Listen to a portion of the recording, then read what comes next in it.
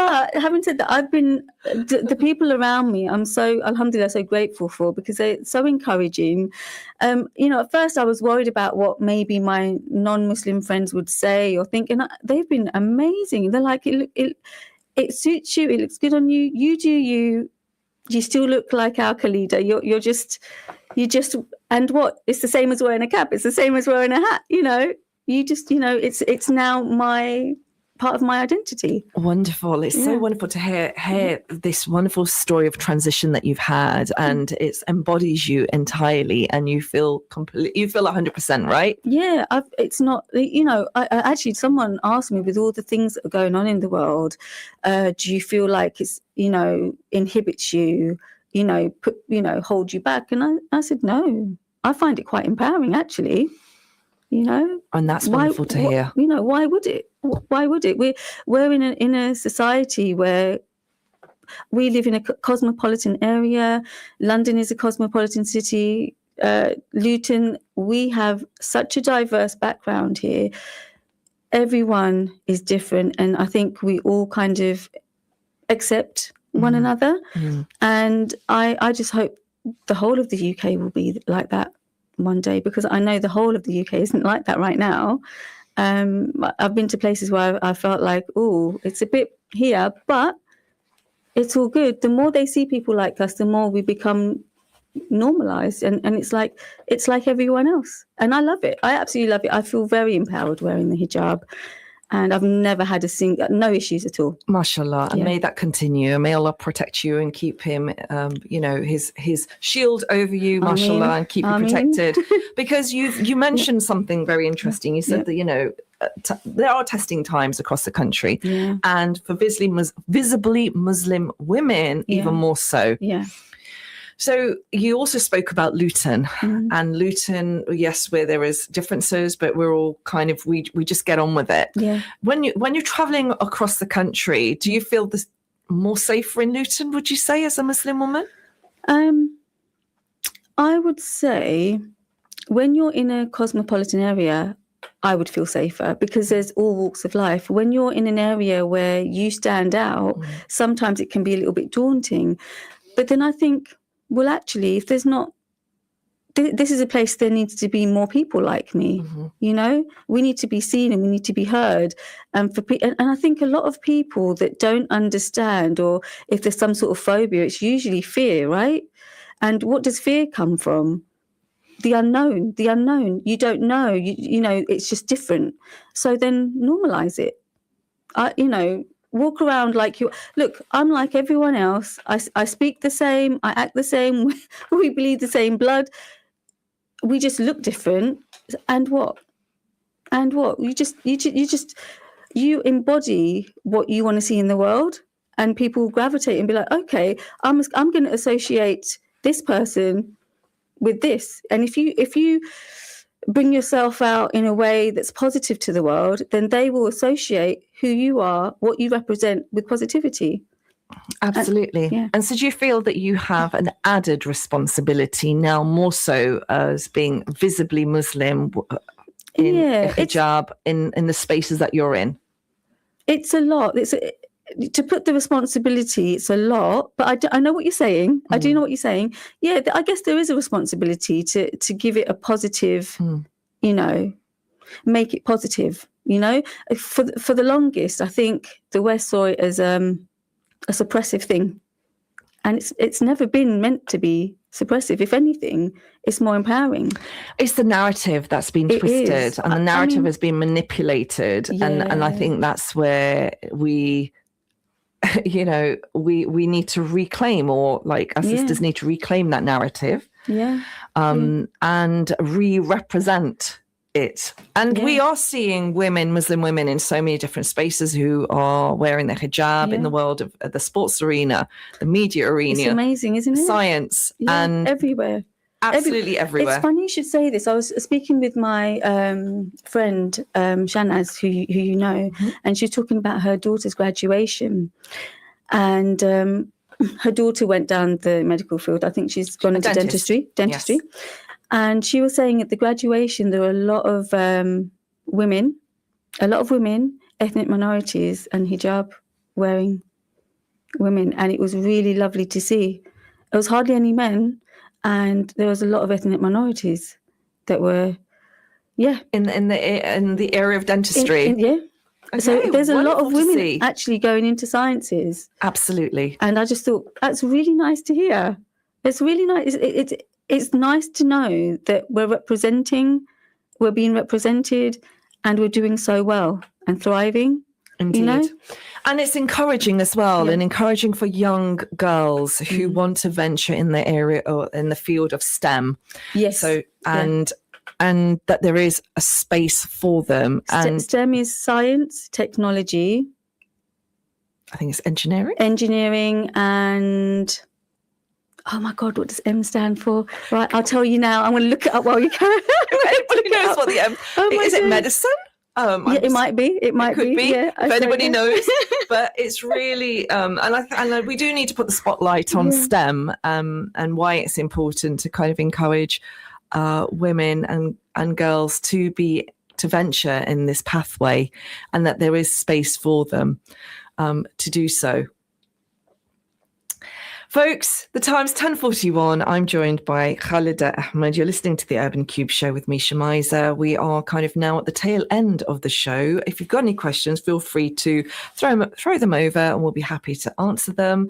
If you'd like to, WhatsApp us on 07779481822. And if there's anybody or a listener, a parent wanting to kind of find out a little bit more about biomedical science, please feel free to send your questions in, and I'm sure Khalida would be happy to answer them. Khalida, could you just tell me, when you were actually going into the field of biomedical science, were you like the only brown face or woman in your cohort, or what did it look like? What did the landscape look like then? No, and how many years are we talking about here? Do you really want me to say? Well, it was a long time ago, late 1990s. Okay. So, I mean, at university, there was a big mix. And what I like about universities is that you do get all walks of life, and everyone is open to, to differences and things like that. You're literally open-minded when you're at university. You're there to learn, and you want to learn about the world. You want to learn about your subject, and you meet so many different people from different backgrounds. And I absolutely loved my time at university. If people don't know, I actually studied in Wales, and I went to Wales. I did. Gosh, that's very unique. yeah, and I loved it. Absolutely, I have an affinity to Welsh people because it was such a nice place for me. I really enjoyed it. They were just lovely people when I was there, and there was a big mix.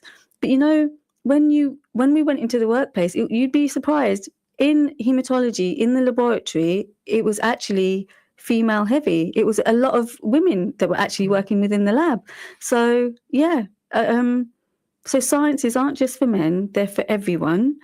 And I remember in the biomedical science field, in hematology, there were a lot of women, more women than men, in fact. And I don't know why that was. I actually don't know why that was, but it was fantastic. I loved it. Nothing wrong with having men and women, but there's actually more women than men when I was there. I don't know what it's like now because it's been a while. But yeah. Now I want to ask you, with you've got WCW that you are the chairwoman on, and that is quite broad. It's so many different walks of life where women are coming in. But is there anything scientifically specific that you are maybe working towards encouraging other young people to come into?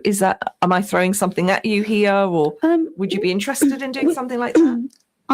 I'm happy to run a workshop if anyone's interested. I don't mind at all. At the moment, we're not doing anything science-based. Like I said, it's the audience reach out to us and give us an idea of what they would like, and then we just work accordingly. And it is WCW. It's not just me. It's a collaboration of women. It's a collective of women, and we come together. It's a voluntary organisation, non-profit, and we just do our best to help the community. We kind of try to make the community a place that we would like to be in, where women are finding certain things difficult. We'll try and signpost, get help. Obviously, I don't have all the tools. I don't know it all. So I just reach out to the network that I've created, I guess. And if someone's interested to learn about science, well, yeah, I'd be more than happy, honestly. Absolutely wonderful. You mentioned about community and the type of community we'd all like to live in. What is that community? What does that community look like? A positive community that is not judgmental, that is open and safe, understanding, caring, non-competitive, more collaborative, because I think that's what WCW is all about, you know. I was speaking with my good friend Husnara, actually, who's also an executive member of WCW last night, and she was talking to me about a quote: "The hand that rocks the cradle is the hand that rules the world." And I was like, wow. That was like, yeah, it's so true. And what does that mean to you? How do you define that? Women, mothers, we're all nurturing, aren't we? You know, we're the ones that give birth to children. We are the first people, like we mold a generation, you know, we influence a generation. And it's like, well, we should really be giving an empowering space for women to feel, actually, to be feeling empowered to do the things to then help the next generation, right? Absolutely. Absolutely. Like, wow. And there's no doubt about that. No. But is there enough support for mothers? We're seeing 10, 20 years ago, we had a different landscape when it came to the family setup. We had extended families, people have moved, families have got smaller, extended families are not what they used to look like. The landscape's changed, you know, back in the day, it took a village to raise a child. Now you're doing it on your own. You know, you could be, a mother could have to, like I did, have to kind of pivot, leave their career, albeit temporarily, or pivot to something else that works around the kids while the husband is out doing and some people don't have any partners and they're just trying to navigate themselves. I would say your experience speaks for itself. You know, don't forget the life experience. Just because you're a mum or just because you're in a certain place in your life, just make the most of what you've got. Don't compare your timeline to anyone else's. Do what you can do, and what you can't do, seek help where you can. And I guess that's... There were not many women-related organisations when we started WCW, and now there are so many. We can signpost you to all the relevant places as well. We've created a network of people. We know who to reach out to, who not to reach out to, and so, you know, as a mum, do the best you can do, and literally you've got this. You know, it might seem daunting now, but take every day as it comes. And I promise you, you'll see the other end and you'll be like, wow, I got through it. Loads of words of wisdom there. I want to ask you, Khalida, there is a lot of pressure on households at the moment, especially with the living cost crisis, the expense, and there is a lot of pressure of maybe now mothers having to get into work and not being able to have enough finances coming in to be stay-at-home mums, which, if we look back, used to be a bit of a privilege, and now it's not as easy to do because things are so expensive. Both parents have got to go into work, and it just feels that there is a lot of pressure on the family setup now, where women are having to go into work. But there are lots of ladies I've come across who, because they've spent so much time out looking after the children, they're struggling to get back onto, like, you know, the career ladder. What advice would you be able to give to anybody who doesn't have, say, the qualifications or the work experience?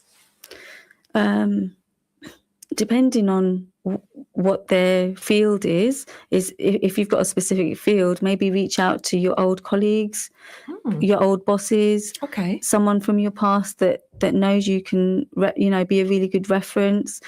There's a lot of stuff online.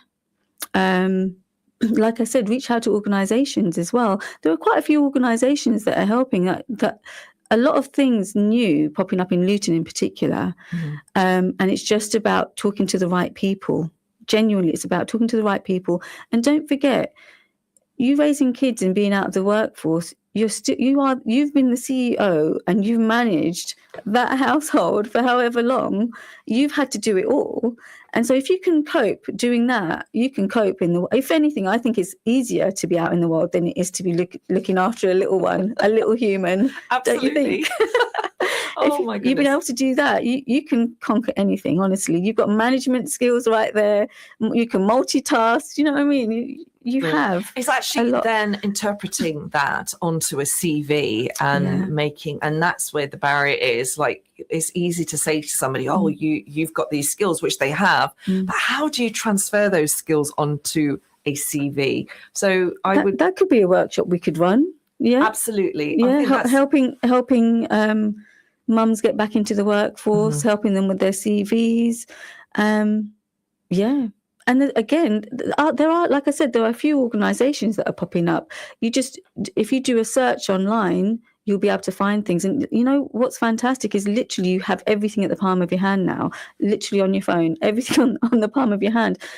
Where back in the day, you had specific places you had to go to. You could go to a careers advice centre or a library. You literally have everything in the palm of your hands. Actually, I think it's so much easier to find a job now than it was 10, 20 years ago, if I'm honest with you. Interesting. I really do think that. Some really good tips. A lot of online jobs there as well. Absolutely. And there are a lot of remote work. You can work from home too. And so, which weren't available then. And it's going back to that thing where what you're doing in the future may not exist yet. You know, there was no such thing as work from home, online jobs back then, AI seems to be taking over the workforce and industries, and there's going to be lots of jobs that, may not be accessible to humans anymore and will just require AI assistance. How does that make you feel? There are some jobs that AI can't take over. Tell me those. Like makeup artistry. You would really? Well, how would AI take that over? I don't know. They might just take a picture of your face or the measurements and then use a spray and spray the face. I don't know. I saw somebody actually having nail polish sprayed onto the nail. The color of the nails changed, but I think there was a chip on the nail that could be attached. So a machine did that. A machine did that. Okay. Interesting. But would you trust a machine to do your bridal makeup? Well, do you know, it's funny you should say this. We have this, when I have a client and they're in my makeup chair, it's like therapy as well. I'm like a life coach. I'm a therapist. we're just like hairdressers. When you go to the hairdressers, do you chat with your hairdresser? Absolutely. I love my hairdresser. You tell them all the secrets the world doesn't know and you trust them to keep, and they do. And we do. We keep things to ourselves. We do not say we are literally like your personal therapist. You would not get that from a machine. Interesting. It's about the experience. It is. It sure is the human connection. But ChatGPT, have I got that right? is becoming a lot of people's therapists at the moment. Yes. Okay. That's a different show. I'm like, would you trust a machine to tell you? Absolutely. I think there's nuances there because look, a machine, AI doesn't feel emotions. Doesn't feel emotions, can't feel things. And we all need a hug, right, from our makeup artist, our hairdresser, right after, and we need somebody to make us tea and biscuits. I mean, there are a lot of things that AI can't take over. Can dentistry be taken over? Can medicine? Can you do open heart surgery? Like, I don't know. It's a bit scary. Would you trust a machine or would you trust a person? You have to think. It just the lines are being quite blurred. I'm hoping that we get to speak to you again. Hopefully not. We're not going to take a year to speak to you, but the time is running out, my dear. No. We've got 46 seconds left to the end of the break. Anything you'd like to say to our listeners before you go? I don't know. I just don't forget Friday the 13th. We're hosting an event for our visitors from Palestine. It's going to be an amazing event, and we really want to just give them such a joyful time with our community. And, you know, if you ever need help with anything, ladies and gents, you know, pop over to our social media channels, reach out, and let's see if we can help you. Inshallah. Thank you so much, Khalida Ahmed, for joining me today. It's been a pleasure. It is the end of the show, folks. Stay warm, stay bright, stay smiling, and stay well. Assalamu alaikum.